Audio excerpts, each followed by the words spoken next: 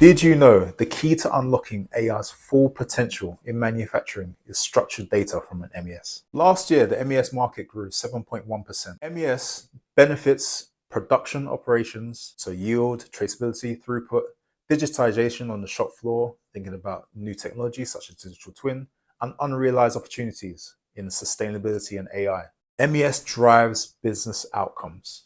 45% of leaders in IT made it a top 3 priority in retention and acquisition of new customers. So where does AI fit in? AI benefits from structured data. This structured data provides opportunities with use cases, which you see with vision inspection, with maintenance, and with insights, which are leaders who are not in tune with what's happening on the shop floor to understand what's going on with operations. Ask yourself this: if you have an AI strategy and if you're looking to understand how you can leverage generative AI, where are you getting your structured data from if it's not from the MES?